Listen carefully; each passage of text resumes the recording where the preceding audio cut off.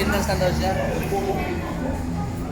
Eh, hindi magpantalon yun mainit sa ulo.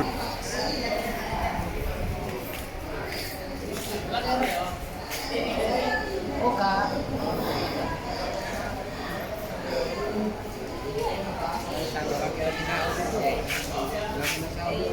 Wala ako.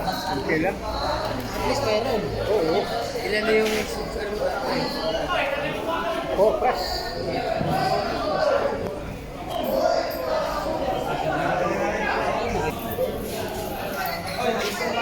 Sir, pakareta mo, sir. Sisikas-sikas dito. Papaismalto ko to ang ganahan. Ay, sir. Bawal po, sir. Di ako photographer yan. Photographer. Ang pagkakating mo at yung sa ako kung ayos nito.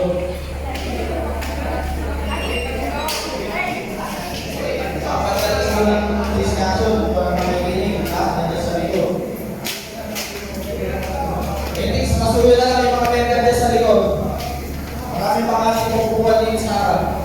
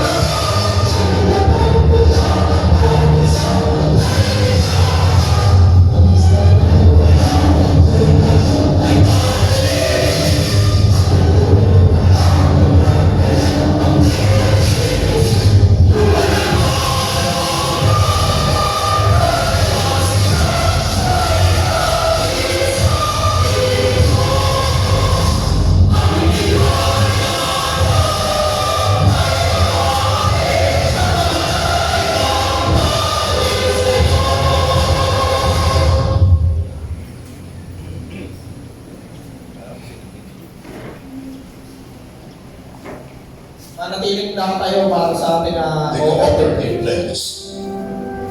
As a Filipino, I am and I believe in the cooperative.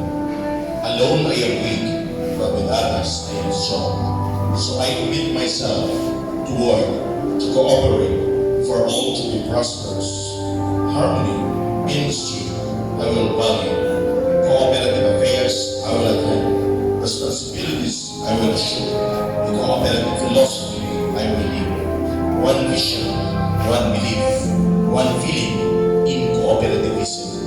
My life reflects, so help me God.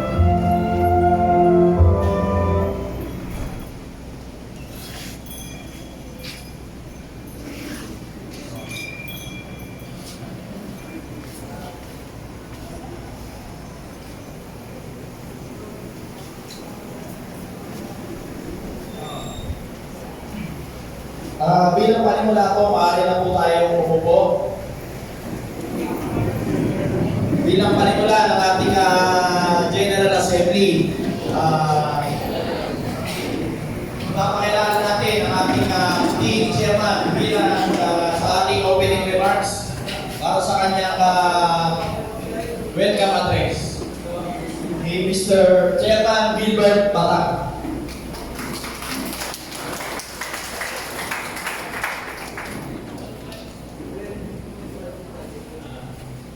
Morning po sa ating lahat. Maraming salamat po sa ating mga welcome sa ating 41 General Assembly po. So, good morning po sa ating lahat. Aking nagpapasalamat bilang Pangulo ng ating CSBC na tuloy na po ang ating pag-unlad na po palagay po. Kung doon po ay baksak na baksak po ang ating komunitiba, ngayon po sa ating tayo ay umangat na. So, nagpapasalamat din po ako sa mga ating mga ex-chairman, Mr. Tupas, Mr. Candido, Mr. Miguel, Mr. Luna, ganun din Mr. Gabugan. So, boss, maraming salamat sa inyo, sa inyong mga suporta. Ito din po sa ating mga kasama nating drivers, operators, ma'am, kayo ang tunay po mga boss. Mga sir, kayo mga boss po. Ganun din po sa ating bisita na naka-OTC. OTC. Morning po boss. Maraming salamat po sa pag-unlak niyo na kayo nakaping sa akin. 41 General Assembly. So, first of all po, masasabi ko lang po sa atin ngayon, meron po tayong pagbabago na naganap sa 2 taon. Yung utang po natin ng bibigyan po ngayon, i-report ko na po sa inyo lahat na konting-konti na lang is natitirang yung utang po natin, umabot na po tayo ng 800 million po, 8 million po almost. So, ang utang na lang natin po natitirang ngayon sa ngayon, sa terminal, sa mga nag-design, konting-konti na lang po natitira. So, ang masasabi ko po is, yung konti na lang po yan is 400,000 na lang po. So, ibig sabihin po nyo yan is palakpakan po natin ating mga sakit. Konti-konti na lang po. Sinasabi ko, yung paghihigpit ko po yan ay napunta po sa atin lahat. Kaya maraming salamat po sa inyo na lahat ng mga pagsubok ay nalampasan po na natin. At ganoon din po ang ating nagawa kapag talaga po tayo na 65. Nakakapagtigan na resolution na pagpapasa po tayo ng 65 board resolution. So, lahat po yan mga board resolution po ay napaayos po natin at ganoon din po na napaayos na rin po natin yung dating luma po natin na bang ngayon ay sa wakas ay napalitan na rin po ng bago. Nakita nyo rin po ang pagbabago ngayon sa lahat ng mga pagsubok na sinasabi ko ay nalampasan po natin. So ngayon, nagkaroon na rin po tayo. Sasabihin ko na rin sa inyo na nangyayari sa aking ulit na makita nyo po nasunugan po tayo. So ngayon, ang sabi ng insurance po, konting na lang at may process na po. So, mga susunod na linggo o susunod na buwan, ay makiklaim na po natin ang yung insurance po. So, yung halaga na po doon is 2.1 million ang babayaran po sa atin. So, although na nasunugan po tayo, pagkos kung tutuusin pa ay para tayo kumita. Dahil nabayaran tayo, babayaran tayo, at mapapalitan po tayo ng bagong unit.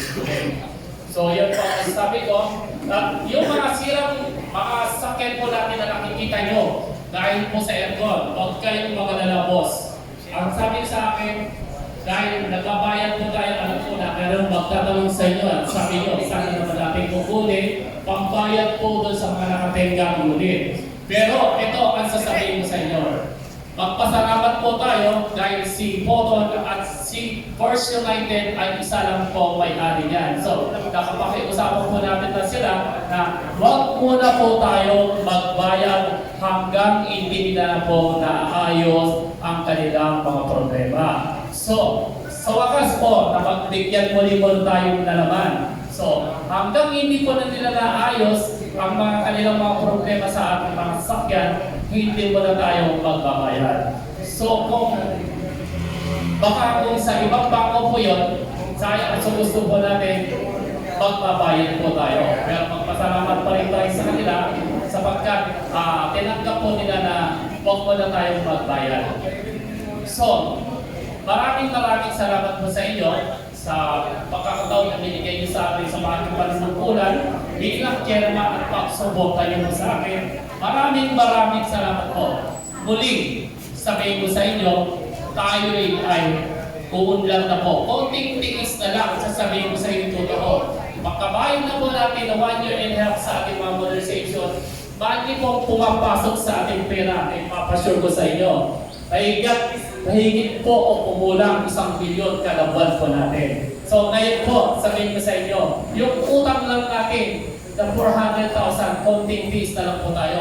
Wala na po tayong utang. Pwede na rin tayo magpapalong. Lahat naman ang maakyat po rin na naglulong at nakapagbigyan pa rin. So maraming salamat po sa inyong mga suporta. Muli, sabihin ko sa inyo, pagpipili niyo sana sa susunod na magiging direktor, ay nasa puso niyo po. Hindi lang may puso, okay na po. Tandaan niyo po, bantayan niyo ang kooperatiba. Sapagkat kikita na po tayo. Yan ang sabihin ko sa inyo. Open po tayo sa kooperatiba. So, ibig sabihin niyo, kung sino man ang magiging chairman o magiging bagong director, yun po sana is piliin nyo ng tama. Hindi lang may uso, okay na. Tandaan nyo, nasa director din ang mga buhay po natin at GM. Sipin nyo mabuti, hindi ako nagpupulitika, pero ang hirap po ng tinanas natin. Bumagsak po tayo ng 0-0. Pero ngayon, may papangako ko sa inyo. Konting hirap na lang o 2 buwan lang po. Bayad na yung ating mga utang. Tandaan nyo yan. At ipapaalam ko rin sa inyo po. Anytime, pwede nyo ako i-OD. Nagpapasalamat ako Sir Calvin. Sapagkat, hindi naman ako nagbabalaki. Sama po yan. Kaya ni Chairman yan. Kapag gives na yan.